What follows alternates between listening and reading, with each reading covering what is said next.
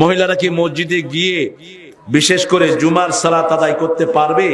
আমরা মনে করি মহিলাদের মসজিদে যাওয়া পাপ কাজ, একদম মিথ্যা কথা। রাসূল সাল্লাল্লাহু আলাইহি ওয়াসাল্লাম বলেছেন, আমার কোন উম্মত বান্দি মহিলা উম্মত যদি মসজিদে যেতে চায় তাকে নিষেধ করো না। লা তামনাউ আমাতাল্লাহি মাসাজিদাল্লাহ, তোমরা আল্লাহর বান্দিদেরকে মসজিদ থেকে নিষেধ করে দিও না। আপনার মক্কা মদিনাতে মসজিদে মেয়েরা আছে না নাই? কিন্তু আমাদের দেশে বাজারে যায় কোনো নিষেধাজ্ঞা নাই, মসজিদে যেতে নিষেধাজ্ঞা কেন? খবরদার, মসজিদে কোনো মেয়ে যেতে চাইলে তাকে নিষেধ করা যাবে না।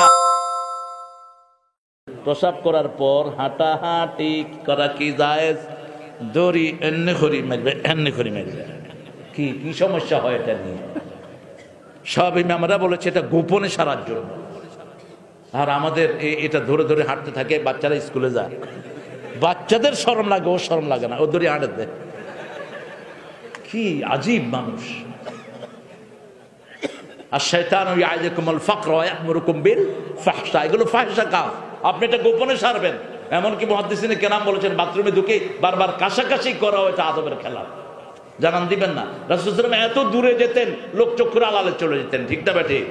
আপনি এটা গোপনে সেরে আসবেন। আর এটা হাঁটাহাঁটির কিছু নেই, আপনি বসে থাকবেন, বসে থেকে আপনি, এখন ডাক্তার বলছে এই যে এভাবে বসেন, বসলে আপনার কিডনি দুইটা এমনি নিষ্কাশিত হয়ে যায়, আপনি এটা হাঁটলে আরো ঠেকে যায়, হাঁটলে এটা ঠেকে যায়। কিতা হাঁকাও কিতা লাগে কেগো আমিন জোরে কই নিয়েছি তো কিতা হয়েছে রে? আমিন জোরে কইছে তোমার আটা কইছে। মক্কা শরীফে তোমরা গেছো নি? খেয়ে গেছো, হাত উঠাও, আওয়াজ করছো খেয়ে। আপনারা না, ওদেরকে বললাম। তো সিলেটের মানুষ তো আলহামদুলিল্লাহ সবাই প্রায় হাত উঠিয়েছে না। মক্কা শরীফে গীতা আমিন জোরে কইছো না আস্তে কইছো? ফাটাই লেছি গলা। তো ওখানে আস্তে কাউ কিতা লাগে? হয় ইমাম বেটা লড়ে না, আমরা কিতা করতে? আহারে ইহতাজ্জাল মসজিদ, মসজিদে নববী খেজুর পাতার কাঁপতো যখন সাহাবে কেরাম আমিন বলতেন। ইহতাজ্জাল মসজিদ কেঁপে উঠত, জীবন্ত হয়ে উঠত মসজিদ। কোথায় আল্লাহ? কোথায় বলেন তো? আরশের উপরে, আরশের উপরে। কিন্তু আল্লাহর ক্ষমতা সবখানে। সুবহানাল্লাহ বলেন। আল্লাহর ক্ষমতা এমন কোন জায়গা নাই যেখানে আল্লাহর ক্ষমতা নাই, ঠিক কিনা? আল্লাহ কিরকম? আল্লাহ আল্লাহর মতো। আল্লাহ কার মতো? আল্লাহ আল্লাহর মতো। লাইসা কামিসলিহি শাই। ওমর ফারুক ছোট লাঠি নিয়ে হাঁটতেন কাতারের মধ্যখানে, গ্যাপ রাখলে ঘাড়ে বাড়ি মারতেন। আজকে সেই ওমরের দরকার আমার সমাজে। এত সহজ আপনারা মনে করেছেন ইসলামের বিধানগুলো? মসজিদের নামাজ ও শেষ হলে দ্বিতীয় জামাত হবে কিনা? এটা হবে। রাসূল সাল্লাল্লাহু আলাইহি ওয়াসাল্লাম নামাজ শেষ করেছেন, আবু বকর রাদিয়াল্লাহু আসতেন, তিনি জামাত পাননি। রাসূল সাল্লাল্লাহু আলাইহি ওয়াসাল্লাম বলেন, মাইয়াত্তাজিরু মা আবু বকর, আবু বকরের সাথে ব্যবসা করবা কে? কে ব্যবসা করবা? ওই জামাতে যদি শামিল হয় ডাবল সওয়াব পাবা। তো আগে যারা পড়ছেন ওনারাও শামিল হয়েছেন, আলহামদুলিল্লাহ, এতে কোনো অসুবিধা নাই। প্রেমিক প্রেমিকা দুইজন কোর্ট ম্যারেজের মাধ্যমে বিবাহ করলে কি সঠিক হইবে? কোরআন হাদিসের দৃষ্টিতে হৌকা। মান তাযাওয়াজা বিগাইরি ইজনি ওয়ালিয়িন ফানিকাহুহা বাতিলুন বাতিলুন বাতিলুন। বিশ্বনবী সাল্লাল্লাহু আলাইহি ওয়াসাল্লামের সহিহ হাদিস, যে গার্জিয়ান ছাড়া বিয়ে করলো সেই মেয়ের বিয়া বাতিল বাতিল বাতিল। বাগায় নেয়া কোর্টে বিয়া করলে তোর গার্জিয়ান হইল কোর্ট, তোর বিয়া সহি না। যতদিন ওই বেটার লগে থাকবি দুইটার আমলনামায় জিনার গুনাহ উঠবে। কিসের গুনাহ? জিনার গুনাহ উঠবে। সন্তান হবে যারও সন্তান, সন্তানের কোনো অপরাধ নাই। অপরাধ হলো এই দুইটার, সন্তানের কোনো অপরাধ নাই। কাতুয়েন হ্যাঁ নাওয়াইতুয়েন আসুমা গাদার, রোজার নিয়ত করলাম, কোথায় পাইলাম জানি না। এটুকু রোজার নিয়ত কি বলেন তো? নিয়ত কি বলেন? সংকল্প। কিসের সংকল্প? মনে। এই যে আপনারা এখানে আসছেন, কে কে নিয়ত করে আসছেন? কি কি নিয়ত করছে? ঘরের থেকে বেরিয়ে খারেজ, আমি উত্তর দিক থেকে দক্ষিণ দিকে ফিরিয়া কেবলামুখী হইয়া মনোহর সাহেবের ওয়াজ শুনিতে যাইতেছি, মুতাওয়াজ্জিহান ইলা কাবাতে, আল্লাহু আকবার। না, এগুলো আমরা বানিয়েছি আর কি। নিয়তটা হলো অন্তরের ইচ্ছা। আপনি যখন ঘর থেকে বের হলেন নিয়তটা হয়ে গেল, যখন সাহারি খেতে উঠলেন কি হয়ে গেল? নিয়ত হয়ে গেছে, আলহামদুলিল্লাহ বলি। যখন উযু করছি কি হয়ে গেল? নিয়ত হয়ে গেছে। এগুলো অন্তরের ইচ্ছা। যদি কোনো হুজুর তাবিজ দেয় তাদেরকে কি ওয়াজ করার অধিকার আছে? নাইকা নাইকা নাইকা, গুরুর ওয়াজ বন্ধ করে দিলাউকা, কারণ তাবিজ ব্যবহার ইসলামে হারাম। সৌদি আরবের পুলিশেরা যেটা বোঝে, আমাদের দেশের হুজুররা এটা বোঝে না। গতরে তাবিজ দেখলে পুলিশেরা কিতা করে? কিতা করে? কথা কর না, ওই যে খামসি মারে, ওই যে খামসি, খামসা থেকে খামসি। ইদা উকিমাতিস সালাত লা সালাতা, বুখারীর হাদিস। যখন ফরজ নামাজের একামত দেয়া হয়, অন্য কোনো নামাজ কবুল হয় না।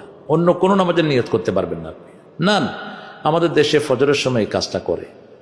জামাত দাঁড়িয়ে গেছে, মসজিদে ঢুকে তাড়াতাড়ি করে 2 রাকাত সুন্নাত পড়ে নেয়, তারপরে ফরজে ঢুকে। জায়েজ নেই, পড়বেন না এটা। লা সালাত, রাসূল বলেছেন কোন সালাত কায়েম হবে না, কোন সালাত কবুল হবে না। সালাতুল ভিতর কয় নিয়মে পড়া যায়? 3 নিয়মে পড়া যায়। একটা হলো বাংলাদেশের নিয়ম, আর 2টা হলো মদিনার নিয়ম। এখন বাংলাদেশের নিয়ম যেটা আছে, এটা ঠেলাঠেলির দরকার নাই। কেউ যদি রেগুলার ভিতর নামাজ ছেড়ে দেয়, ইমাম মালিক রাহিমাহুল্লাহ বলছেন তার সাক্ষী গ্রহণযোগ্য না, তার সাক্ষী গ্রহণযোগ্য না। এমনি ভিতর আমাদের দেশে যে প্রচলিত নিয়মে আমরা পড়ি, এই নিয়মটা আমি পার্সোনালি পাইনি। কাজী ইব্রাহিমকে জিজ্ঞেস করলাম, হেও পায়নি। আব্দুর রাজ্জাক, তারপর মহসিন সহ যারা হাদিস নিয়ে বেশি ঘাটাঘাটি করে, এরাও কেউ পায়নি। তারপরে এখনো পাইনি, হয়তো পাবো সামনে। কিন্তু মসজিদে নববীতে এবং কাবাতে যেটা পড়া হয়, রাসূল সাল্লাল্লাহু আলাইহি ওয়াসাল্লাম ওটাই পড়তেন। 3 রাকাত পড়তেন। রাসূল সাল্লাল্লাহু আলাইহি ওয়াসাল্লাম বলেছেন আরেকটা বর্ণনা নাসাইতে, যে তোমরা ভিতর মাগরিবের মতো পড়ো না। কিসের মতো? মাগরিবের মতো পড়ো না। মাগরিবের 2য় রাকাতে আমরা কি করি? বসি, সালাম ফিরে বসি, আত্তাহিয়াতু পড়ি। তো 3 রাকাত যদি রাসূল সাল্লাল্লাহু আলাইহি ওয়াসাল্লাম একসাথে পড়তেন, 2য় রাকাতে তিনি বসতেন না, 2য় রাকাতে উঠে যেতেন। 3য় রাকাতে তাকবীরে ওই যে সূরা ইখলাস পড়ে রুকুতে গিয়ে রুকু থেকে উঠে দোয়া করতেন, আল্লাহুম্মা ইহদিনি ফিমান হাদাইত, আফিনি ফিমান আফাইত, তাওল্লানি ফিমান। জানেন তো এটা? আর যদি 2য় রাকাতে বসেন তাহলে সালাম ফিরিয়ে ফেলবেন। 3য় রাকাতে উঠে সূরা ইখলাস পড়ে রুকুতে গিয়ে রুকু থেকে উঠে দোয়া করে তারপরে সিজদা চলে গেলেন। এই 2টা নিয়মে পড়া হয়। মানুষ মারা গেলে 3 দিন কিংবা 40 দিনের খাবার আয়োজন করা জায়েজ না নাজায়েজ? জায়েজ না নাজায়েজ? জোরে বলেন। এটা হিন্দুদের থেকে আসছে, এটা করবেন না। 3 দিন আর 40 আর কোন সিস্টেম ইসলামে নাই। মুসলিম শরীফের একটা হাদিস, রাসূল সাল্লাল্লাহু আলাইহি ওয়াসাল্লাম তানুন ফিন নাসাব আন-নিয়াহা, আন-নিয়াহার ব্যাখ্যা দিয়েছেন নাসাইতে, যে মৃত্যুর পরে মরা মানুষকে খাওয়ানো, বিলাপ করা, এই সবগুলোকে আমরা নিয়াহা মনে করতাম। গরিব যারা হত দরিদ্র তাদেরকে খাওয়ান। আচ্ছা বলেন তো, কেউ কি কেঁদে খায় না খুশিতে খায়? খাওয়ার আয়োজন করাটা এটা আনন্দ না দুঃখ? কাউকে দেখছেন কাইন্দা খাইতে আসতেছে, আমারে বাদ দাও, করবে এটা? খাওয়ার আয়োজন মানে হলো ফুর্তি। খাওয়ার আয়োজন মানে কি? ফুর্তি। আপনার বাপ মারা গেছে, আপনি ফুর্তি করেন কেন? আপনি গোপনে দরিদ্রদের বাড়িতে খাবার পৌঁছে দেন, ঠিক কিনা? হাজার হাজার মানুষকে দাওয়াত দিয়ে এই বিশাল আয়োজন, সাহেবেরা বসবেন একসাথে, মিডল ক্লাস আরেক সাথে, কাঙ্গালি ভোজ বসবে নিচে। কোত্থেকে পাইছেন এসব বান্দরামি?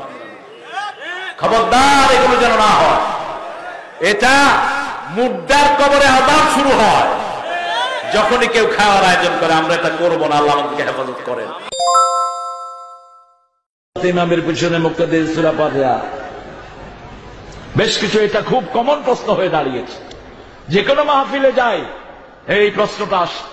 সূরা ফাতিহা যদি পড়েন, ইমাম আবু হানিফা বলছেন কেরাতুল ইমাম ইমাম কেরাতুল মুসল্লি, মুসল্লিদের কেরাত ইমামের কেরাত হয়ে গেল। আর ইমাম মালিক বলছেন আপনি যখন ইমাম আসতে পড়বে তখন আপনি সূরা ফাতিহা পড়েন, যেমন যোহর এবং আসরে। আর ইমাম যখন জোরে কেরাত পড়বে আপনি তখন শুনুন, কারণ আল্লাহ বলছেন ইদা কুরিয়াল কুরআনু ফাসতামিউ লাহু ওয়া আনসিতু লাআল্লাকুম তুরহামুন। আর যখন ইমাম শাফি এবং আহমদ ইবনে হাম্বল বলছেন সব সময় আপনি সূরা ফাতিহা পড়েন, কারণ সূরা ফাতিহা আল্লাহর মধ্যে বান্দার মধ্যে দুটি ভাগে তিনি ভাগ করেছেন, ঠিক কিনা? মুসলিম শরীফের বর্ণনা যে সূরা ফাতিহা পড়বে তার জবাব দিবেন কে? যখনই আপনি পড়বেন আলহামদুলিল্লাহি রাব্বিল আলামিন, আল্লাহ বলেন হামিদানি আবেদি। আপনি যখন বলবেন আর রহমানির রহিম, আল্লাহ বলেন মাজ্জাদানি আবদি। আপনি যখন বলেন মালিক ইয়াউমিদ্দিন, আল্লাহ বলেন আসনা আলাইয়া আবদি। আপনি যখন বলেন ইয়্যাকা না'বুদু ওয়া ইয়্যাকা নাস্তাইন, আল্লাহ বলেন হাদা বাইনি ওয়া বাইনা আবদি ওয়া আবদি মা সাআল। এটা আমার মধ্যে, গোলামের মধ্যে, গোলাম আমার ইবাদত করবে, গোলামের সব প্রয়োজন পূরণ করে দিবেন কে? তো যেহেতু আল্লাহর সাথে কথা হয়, পড়াটাতেই বরকত, ঠিক না ঠিক? কথা বলেন না কেন? পড়তে আপত্তি কোথায়? আপনি পড়েন।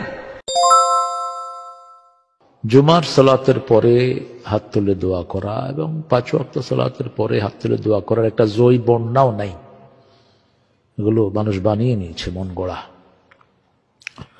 হ্যাঁ, রাসূলুল্লাহ সাল্লাল্লাহু আলাইহি ওয়াসাল্লামের কাছে কেউ দোয়া চাইলে তিনি পার্সোনালি করে দিতেন, তিনি ব্যক্তিগতভাবে করে দিতেন মুহাম্মদ সাল্লাল্লাহু আলাইহি সাল্লাম। কিন্তু আমাদের দেশে যে রেয়াজটা করে নেওয়া হয়েছে এটা নাই ইসলামে। আল্লাহ আমাদেরকে এগুলো থেকে হেফাজত করুন। কেউ আপনার কাছে দোয়া চাইলে আপনি চার জন্য ব্যক্তিগতভাবে দোয়া করে দিবেন। এখন যেটা হয়েছে, সালাতের পরে হাত তুলে তসবিহগুলো থেকে শেষ করে দিয়েছে। সূরা নিসার 103 নম্বর আয়াত, ইযা কুদিয়াতিস সালাত ফাযকুরুল্লাহ। যখন সালাত শেষ, আল্লাহ জিকিরে লিপ্ত হন, আল্লাহ জিকিরে লিপ্ত হন।